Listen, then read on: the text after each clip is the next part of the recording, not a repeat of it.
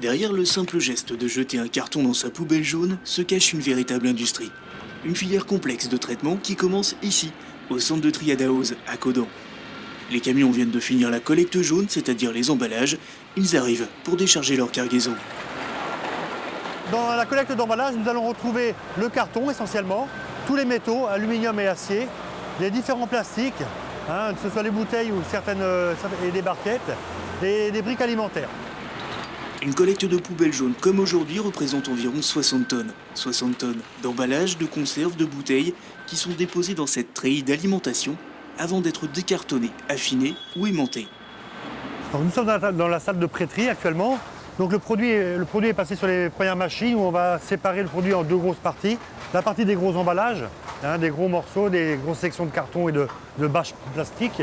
De l'autre côté, l'essentiel du produit à trier. Donc on retrouve tout l'emballage ménager avec les premiers postes qui vont retirer les films plastiques et les deuxièmes postes qui vont retirer les produits non valorisables et non recyclés.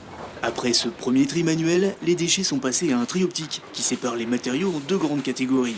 Les matériaux résineux ou corps creux, principalement le plastique, et les matériaux fibreux ou corps plats, c'est-à-dire le carton et le papier mis par erreur.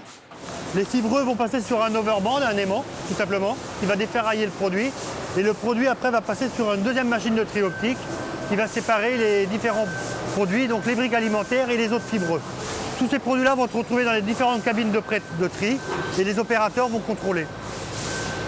C'est après cet énième contrôle que les déchets sont enfin compressés pour arriver à ça. Donc après les différentes phases de tri et de séparation, on va retrouver les produits conditionnés en sortie de balle par catégorie. Là, vous pouvez par exemple voir le carton et les bouteilles de plastique de couleur. Elles seront stockées et mises à disposition des différents repreneurs qui vont les prendre pour les reconditionner.